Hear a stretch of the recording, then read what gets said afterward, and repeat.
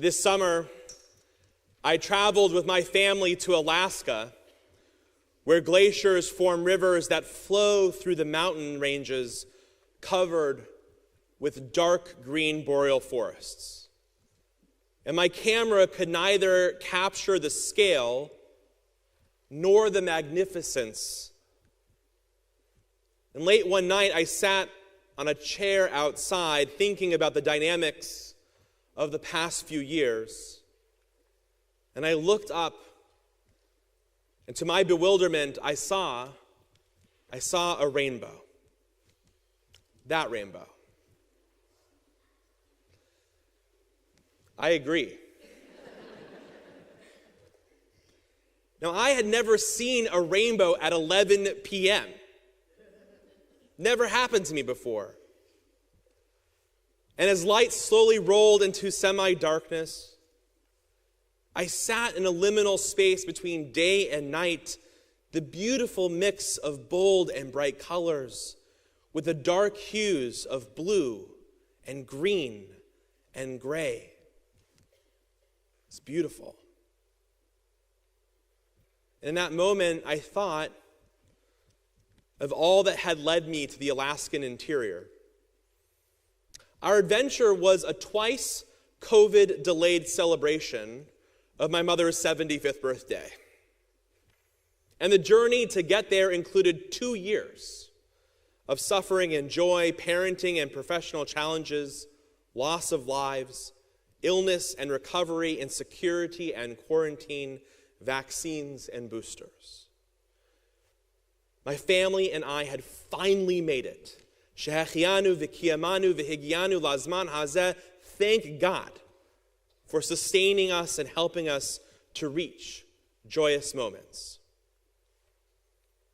The sweetness was layered with complex feelings about everything that we've all experienced. And the multicolored Alaskan scenery reminded me of a poignant moment that I had a few weeks prior when I drove my older son Micah to Camp Coleman. We called his grandparents so Micah could say goodbye on our drive to Cleveland, Georgia. And my father-in-law asked Micah how he felt about going to camp. And Micah responded saying that he felt bittersweet. He explained that he was excited to go to camp. And he was also sad to be leaving his mom, his dad, our family dog. And as much as he may not have wanted to admit it, he even admitted he was going to miss his younger brother too. And my father-in-law responded and beautifully said to Micah, that word, bittersweet, it can describe so much about life. Life is flourishing and fleeting rays of light, melding and joining together, joy and sadness, pain and hope, into the complex, beautiful landscape that we call life. The word bittersweet in Hebrew is matok mar. It's the reverse. Matok, sweet, mar, bitter, sweet, bitter. There is wisdom in both the Hebrew and the English. It's like breaking the glass at a wedding. Our joyful celebrations are muted. Our experiences are brokenness. We celebrate even as we mourn a loved one whose chair sits empty. Matok mar, the sweetness of life, is always mixed together with the painful, bitter world that we live in. Matok mar, because all of us know or will know love and loss, joy and suffering. The bitter is often a catalyst for how we connect, how we can turn towards each other with compassion, turn our suffering into creativity and resilience, and our pain into meaning.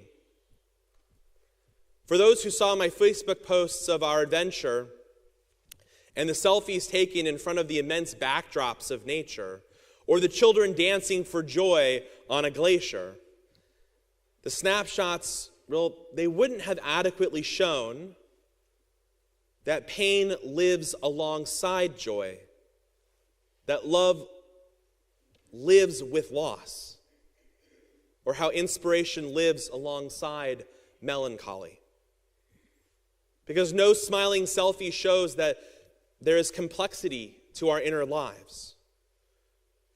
For me, leading our congregation through this time was trying. Parenting was a lesson in managing anxieties and mining the depths of my soul for patience. And I experienced great loss of close family members who died and whose memorial services I couldn't attend. The snippets of our life that we typically choose to share, they can distort the holistic picture of matok mar, of the bittersweet. We don't always see the full color palette of life, the darker hues of sadness that are interwoven with the light of joy. Susan Cain argues in her book, Bittersweet, that Western cultures downplay grief. We sort of diminish our loss and pain and our own roles in perpetuating it. We often pretend that pain doesn't exist. She argues that our lives are poorer for it because closing yourself off to sadness also shuts down the possibility of cultivating courage and empathy, kinship and relationships with people who could be caring for each other. And she says that's why we have to embrace the bittersweet, because our ability to grow as people is dependent upon it. And it's profoundly connected to the ways in which we confront the very real pain in our midst. When we look away from the brokenness in our own lives, when we look away from the pain that surrounds us, we also have a disturbing way of ignoring or pretending not to see our own roles, our own responsibilities, and the real ways that we have contributed to or created or perpetuated suffering to. And this day, Yom Kippur asks us to think about how we will live with pain and brokenness in a way that will not break us or depress us, but rather give us direction, attention, and intention to each and every day this year. I want to suggest, and maybe it's because I'm a rabbi, that we can begin with prayer.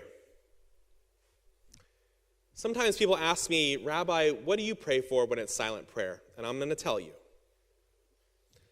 When I pray silently, whether it's in the morning or the silent Amidah, I recite a loving kindness prayer that I learned in a Jewish spirituality fellowship. It's a mantra borrowed from the Buddhist metta tradition. And I say, may I be safe, may I be happy, may I be healthy, may my life unfold with ease, with shalom, with peace. And then, after I pray for myself, I pray for the members of my family, for the people I know and love, and yes, I also even pray, this is true, for those who have caused me pain too.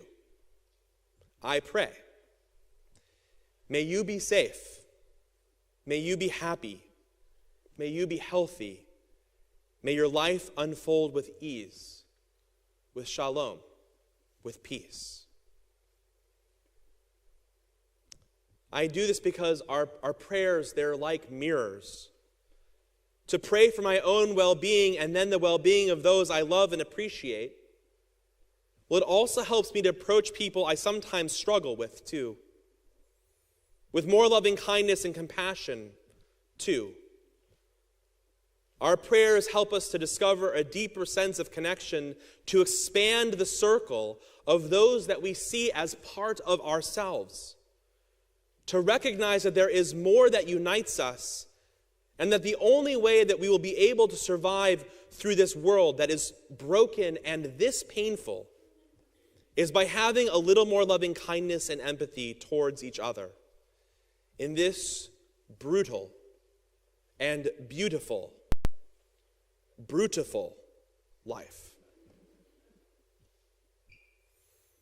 A loving kindness prayer, well, it can help us to see more clearly the shopper at the grocery store who just broke out in tears, the elderly person who feels unsure and uncomfortable and is lonely, the exasperated and exhausted parent who's at the end of their rope, the colleague who's not performing up to anyone's expectations, least of all their own, the college graduate who is struggling to find their way, the kid who is frustrated with their parents because they don't feel seen, the person who feels like their values are under attack. There are other ways in which we can cultivate more empathy too. We can develop more empathy by choosing to be curious, to ask questions. It's a very Jewish thing. Before jumping to conclusions, to wonder what's really going on with people before climbing up the ladders of inference. Because it's just so easy to see the worst in people or in community, to write people off, to write a nasty post on social media or fire off a scathing email, or to be super judgmental about personal behaviors or parenting choices, or shun people with opinions that are different from our own. But if we get curious, about what other people may be experiencing in their lives, we may find that there is more that binds us than divides us. We may learn that our own pain is not in isolation. That people would be empathetic toward us because literally everyone has lived with pain too. Valerie Carr teaches in her book, See No Stranger, when we are brave enough to sit with our own pain, it deepens our ability to sit with the pain of others. It shows us how to love them. And she also says, you don't need to know people in order to grieve with them. You can grieve with them in order to know them. We aren't the first generation of Jews who have lived in brutal times. Our ancestors taught us that in a world where we can't control much, we can control how we welcome pain, how we extend love in our prayers and acts of loving kindness, and connect to the bittersweetness in each other's lives. The rabbis in the beautiful city of Sfat, Israel, experienced brokenness. Profound poverty was all around them. And Rabbi Isaac Luria, who lived there, taught a hopeful story that when God was creating the world, God breathed light into kalim, into vessels, unable to contain the brightness and the power of God's light. The vessels broke, sending klipot, broken shards, of these vessels into the universe. And Rabbi Isaac Luria explained that our world is filled with these klipot, these broken shards, and that each shard conceals an original spark of God's light.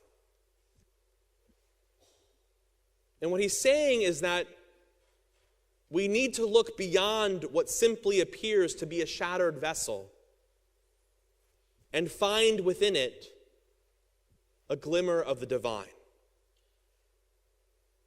Our task is to bend down, to pick up the fragments of light, and to see that each person in this world contains a glimmer of the divine. And in so doing, to perceive that light can emerge from the darkness. Because we can cultivate empathy for ourselves and for others, pray for love and happiness and well-being for ourselves and those that we love, and then with our actions choose to love and embrace the sweet amongst the bitter. Why? Because like trees reflected in an azure blue mountain lake, like the quiet goodness in the human soul, or the infinite and iridescent promise of a new day, the sacred and miraculous are everywhere. They are literally all over the place. They're in your soul. They're in the souls of the people who are sitting next to you. In the souls of the people that you have yet to meet. COVID has made all of us trauma survivors. We can't avoid the pain, but we can embrace how the bitter and the sad are forces for human potential. We can embrace matok mar, the sweetness and the bitter, with a listening ear, cultivating warm, empathetic embrace, with a sense of curiosity about how we can lift up the broken shards and lift God's light of compassion for this next year. Because I pray, may you be safe, may you be happy, may you be healthy. May your life in this new year unfold with ease, with shalom, with peace. And let us all say, Amen. Amen.